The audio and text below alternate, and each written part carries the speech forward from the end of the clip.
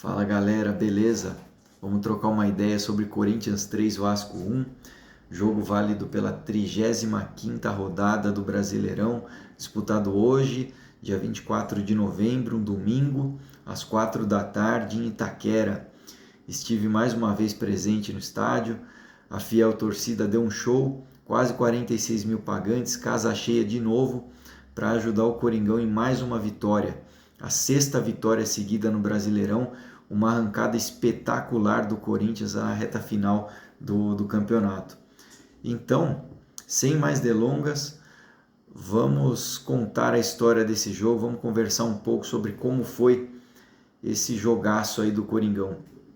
O Corinthians foi a campo no 4-4-2, com Hugo Souza no gol, Mateuzinho na lateral direita, Gustavo Henrique e André Ramalho no miolo de zaga, Matheus Bidu na lateral esquerda, o meio de campo com Ranielli de primeiro volante, um pouco à frente ali o Breno Bidon e o André Carrilho, e o Garro na armação. E no ataque as novidades, o Romero e Thales Magno, em função aí dos nossos dois desfalques importantes para o jogo de hoje, né? Estávamos sem a nossa dupla de ataque titular absoluta, o Yuri Alberto fora por lesão e o Memphis fora por suspensão pelo terceiro amarelo.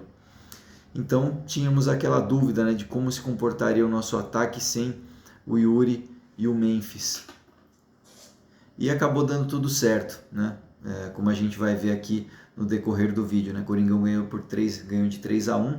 Então vamos lá, vamos contar como é que foi o jogo, né? No primeiro tempo o Corinthians já começou em cima. O Corinthians começou logo com 1 minuto atacando, né, com sua primeira chance. O Romero recebeu uma bola cruzada, acertou um voleio, a bola foi para fora, mas já foi o primeiro susto ali que o Corinthians deu no Vasco no primeiro minuto de jogo.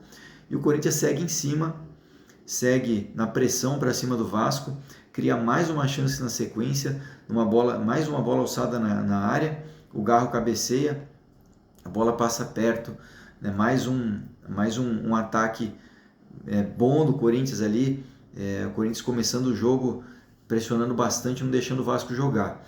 E a pressão surtiu efeito, tanto que aos 10 minutos o Corinthians abre o placar, num escanteio pela esquerda, o Garro alça a bola na área, a bola vai até mais ou menos o bico da pequena área, e o Gustavo Henrique sobe lá no terceiro andar, testa firme, cruzado, sem chances para o goleiro do Vasco, 1-0 para o Corinthians aos 10 minutos de jogo, para consolidar aquela pressão forte que o Corinthians fez no começo, envolvendo o time do Vasco.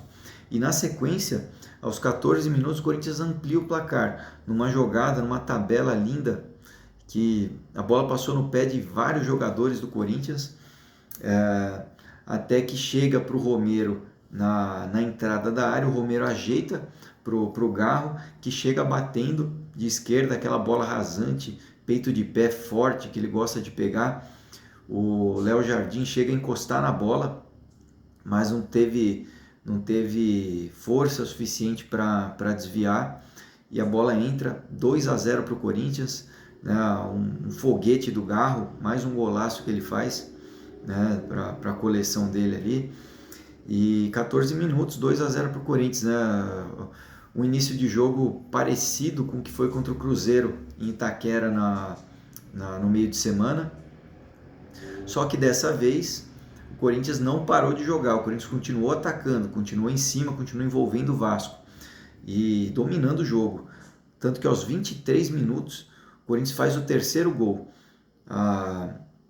Mais uma jogada pelo lado direito do ataque, o Romero vai para o fundo, cruza a bola rasteira para trás na direção do Garro na entrada da área, o zagueiro do Vasco consegue cortar, mas corta mal, o Garro pega o rebote, ajeita a bola e manda mais um pombo sem asa, dessa vez uma bola cruzada, indefensável para o goleiro do Vasco, o Garro cruel hoje, 3-0 para o Corinthians com 23 minutos, fora o show. O Corinthians estava dominando, estava massacrando, passando o rolo compressor, estava numa pressão absurda, envolvendo o time do Vasco, que não sabia o que fazer, e o Corinthians Corinthians estava fatal, né? Começou o jogo e já matou o jogo, né? Aos 23 minutos, a verdade é essa, né? O Corinthians já liquidou a fatura ali com 23 minutos de jogo.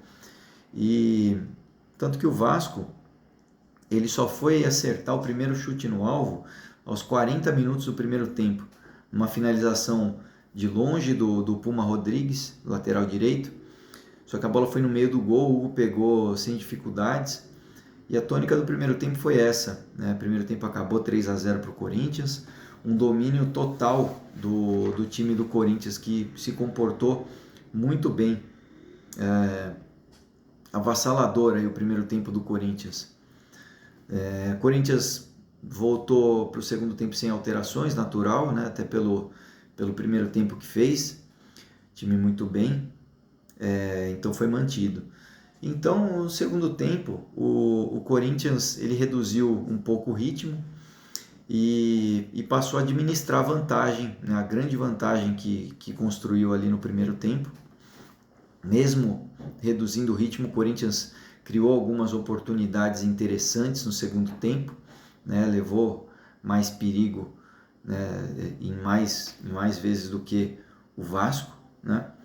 E só aos 30 minutos que o Ramon e o Emiliano Dias foram fazer as primeiras alterações, né? Tirando o Carrilho para colocar o Coronado no meio, e trocando o nosso ataque inteiro, né? Tirando o Thales Magno para colocar o Pedro Raul e tirando o Romero para a entrada do Pedro Henrique. Pouquinho depois dessas 3 substituições do Corinthians, o Vasco descontou. Uma jogada bonita do Puma Rodrigues na ponta direita, ele cortou dois jogadores do Corinthians na direção, né, para dentro da área, achou um espaço, bateu de esquerda forte, a bola abrindo, e não foi no ângulo, mas foi uma bola alta e forte. O Hugo não conseguiu defender, ele pulou na bola, mas acabou não conseguindo defender, né? Então, gol de honra do Vasco, 3-1 para o Corinthians, aos 30 do segundo tempo.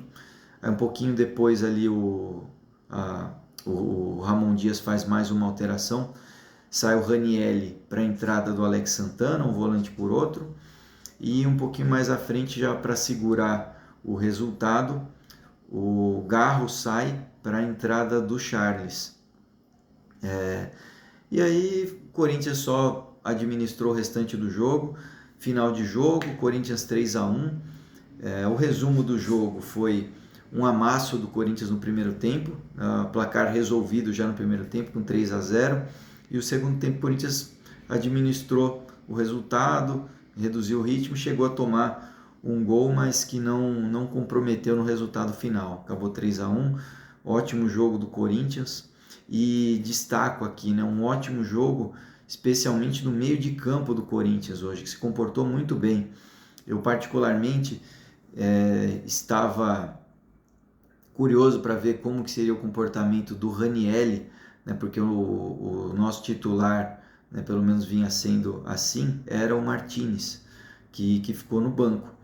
Então eu estava curioso para ver como que o Ranielli ia se comportar, e ele foi muito bem hoje. Gostei do Ranielli no jogo de hoje, estava seguro, participativo, bastante combativo no meio de campo, e foi muito bem.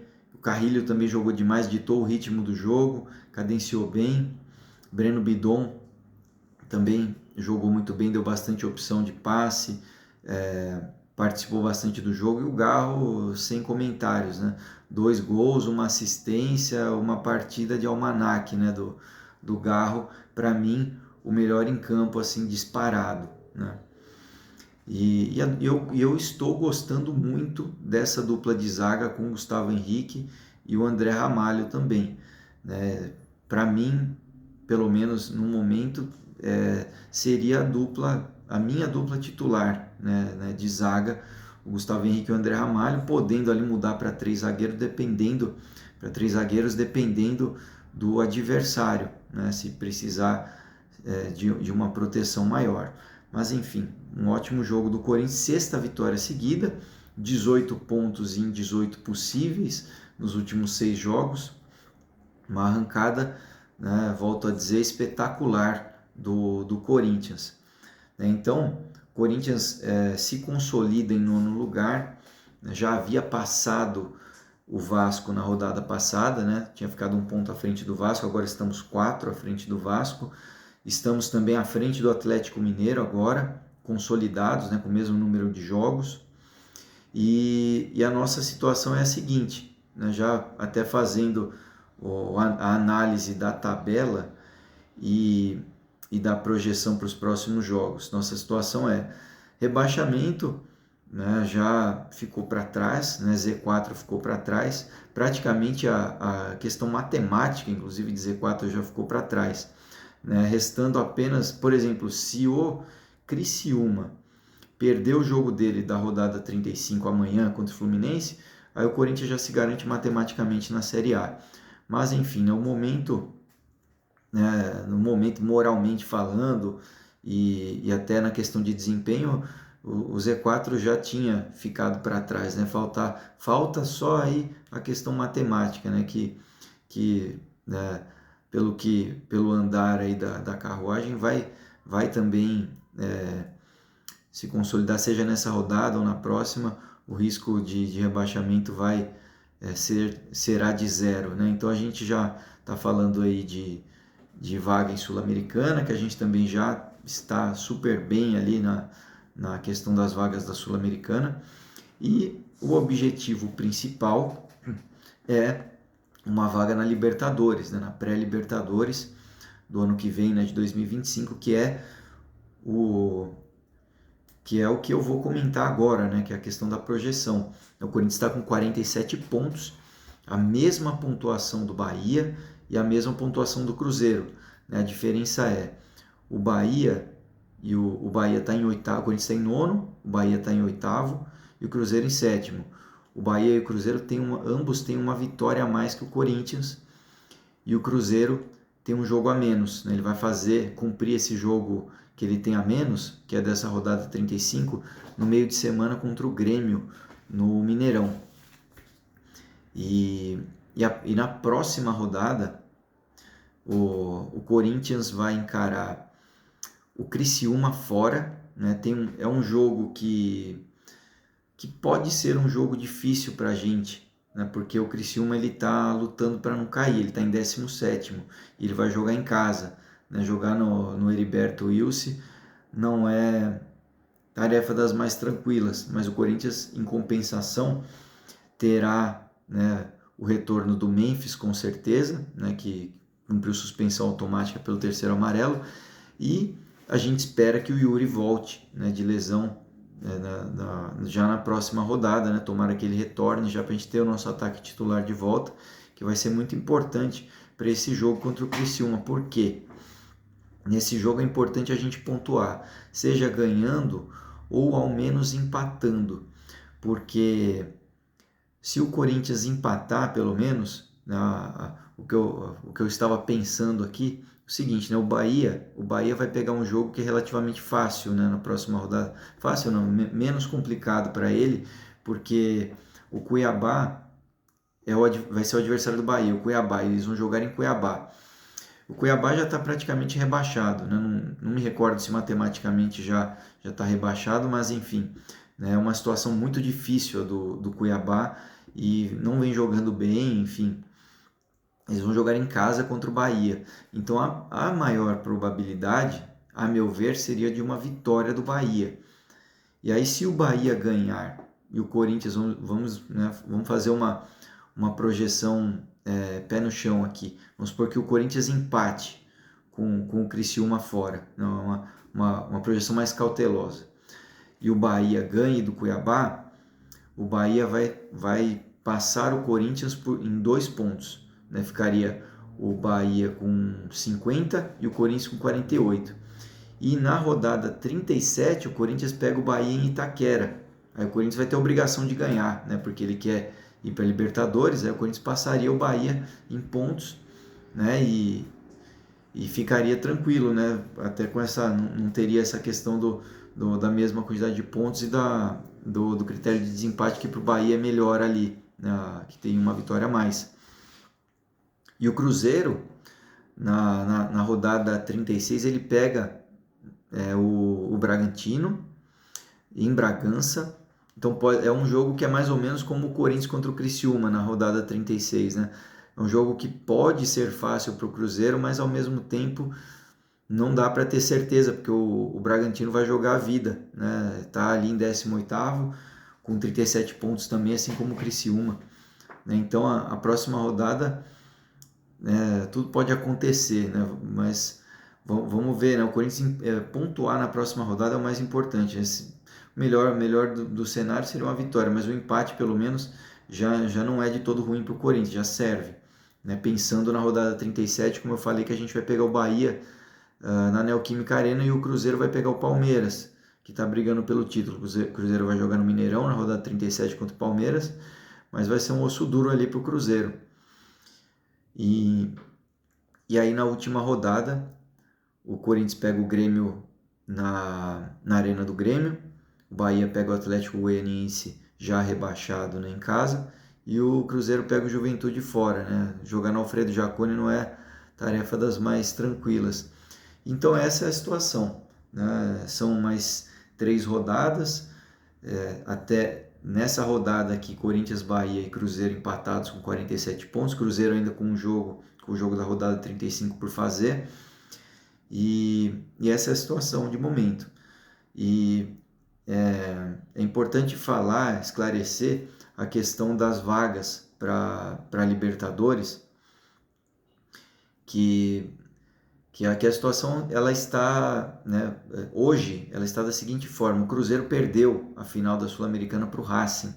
Então ele, Cruzeiro, que se ficasse, né, até ali em 7º lugar, né, onde ele está hoje, ele poderia, vencendo a Sul-Americana, abrir mais uma vaga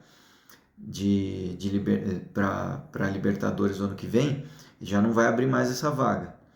Então atualmente a gente tem garantido ali um G7. E aí podemos ter um G8 se o Botafogo for campeão da Libertadores. Então para o Corinthians, para ele não depender do Botafogo ser campeão da Libertadores, ele precisa passar o Bahia e passar o Cruzeiro. Ele precisa terminar o campeonato em 7º, para ele não depender do resultado ali, de um resultado positivo do Botafogo na final contra o Atlético Mineiro na Libertadores. Então esse é o melhor dos mundos. Mas se o Botafogo for campeão da Libertadores, Corinthians ficando em 8º, né, passando só o Bahia, ele já consegue uma classificação ali para pré-Libertadores. Enfim, mas como eu já venho dizendo, vamos viver um dia por vez, vamos pensar sempre só no próximo jogo, pensando jogo a jogo, tá dando certo assim, né? E a arrancada do Corinthians tá muito boa, sem dúvida nenhuma.